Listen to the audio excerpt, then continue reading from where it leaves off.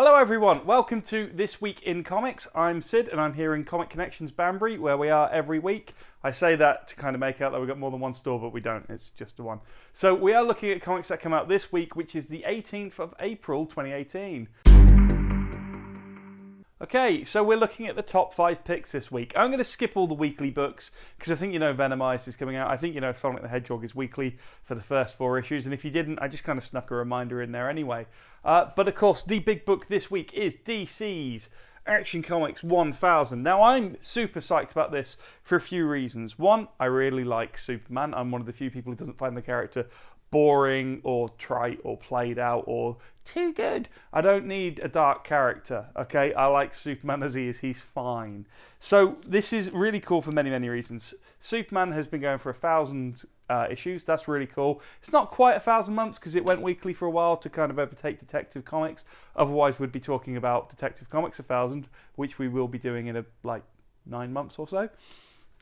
It's really, really cool for me as well because I've been following Brian Michael Bendis' career since day one. So, like, even before he went to Marvel with Ultimate Spider-Man, I was literally reading him when he was doing, like, Sam and Twitch. So, like, Spawn spin-offs. Anyone remember them? Action Comics 1000 in store. I don't want to spoil anything. It's awesome. I love it. I've been enjoying the Jurgens run up to now. I can't wait for Man of Steel, the weekly series that all you people need to come in and order. We have plenty of Action Comics on the shelf. Nearly every variant still available. So come into store and check this awesome book out if you haven't already, because how often do you get a milestone like this in comics? My second pick this week is Superman 45 by Gleason and Tomasi. The reason why I'm picking a second Superman book this week is quite simply because these guys have done a fantastic job on this book. Like, there's been a few people saying, like, Brian Michael Bendis will save Superman. It didn't need saving. It's been absolutely fine. Thank you very much. However, I'm sure DC will appreciate the extra sales Bendis will bring to the book. So this is kind of almost the end of the run. There is a special wrapping up, but it's a beautiful cover. It's been a very good family book with Superman and Lois and Jonathan Kent. And it goes away, and we don't quite know what we're getting in its place yet. We know Bendis is on it, so we're expecting good things. I hope it's as good as this has been, if not better. But, you know, sad day, goodbye to Superman, and hello, the Man of Steel, I guess. Sid's vanity pick is Amazing Spider-Man 799. Look, I know I pretty much say Spider-Man every single time it comes out. I have really enjoyed Dan Slott's run for the last 10 years. I did almost cancel Spider-Man 10 years ago after the horrible Mephisto Deal with the Devil One More Day storyline. I'm glad I didn't cancel it because I've really enjoyed it. I've loved everything Slott's done. I'm going to be sad to see him go. Thankfully, he's going on to Iron Man. Next month, we have issue 800, so I will be talking about that, I'm sure. I don't need to go on about this too much, but hey, look, Red Goblin has finally appeared. That's all you need to know. Come in and get the third prints, fourth prints of the first 5 issues. Marvel have kept this in print, so you can still come in and read it. How nice of them is that? It's much better than paying £10 per back issue, because that's ridiculous. Next on my list is the chronically underordered Infinity Countdown issue 2. As well as the regular cover, we do also have a load of variants of this in for a change, which is nice. So if you pop in and ask myself, Glyn, or Lisa, we can show you the variants. It's a nice way of dressing up a Guardians of the Galaxy book and getting everyone interested in it, because that is essentially what this is replacing. But it's worked because I'm not usually a Guardians reader and I'm reading Infinity Countdown, so I can't mock it too much. There's loads of mini-series and one-shots tying into this, and I'm kind of skipping most of them. But the Infinity Countdown series itself, it feels like a big deal. It feels like a major part of the Marvel comic universe. And you know what? We're only like 2 weeks away from the new Avengers movie. So I guess everyone's excited about the Infinity Stones. They'll always be gems to me.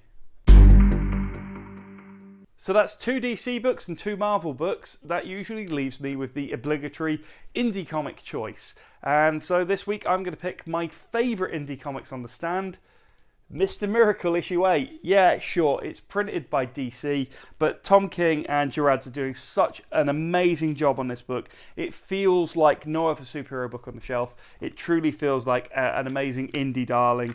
I'm interested in Scott Free. I'm reading a book with Scott Free and Big Barda. I haven't done that since I checked out the old Jack Kirby Fourth World stuff, and I wasn't even a big fan of that. Sorry, it just didn't work for me.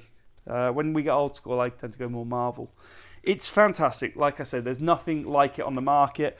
Some issues I can't even tell you what it's about. There was one issue where the whole thing was just a big fight scene while Big Barda and Scott Free discussed whether or not they should get a new kitchen in the house.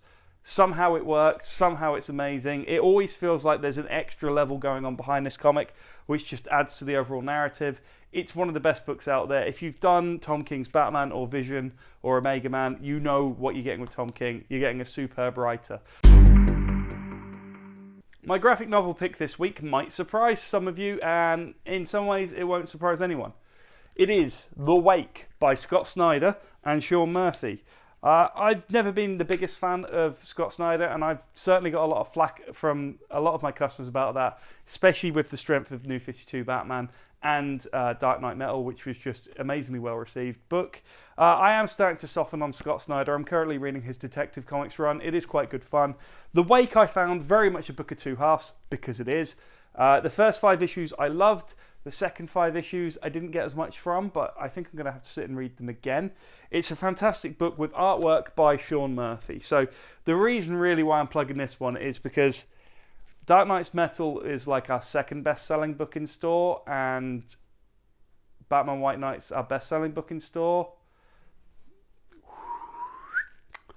So Scott Snyder, Sean Murphy, together on a book.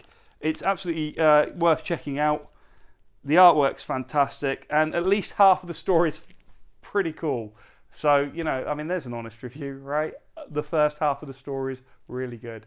And then tell me what you think of the second half of the story. Shouldn't just me be telling you what I think of things. I want you to tell me what you think of stuff. So come at me.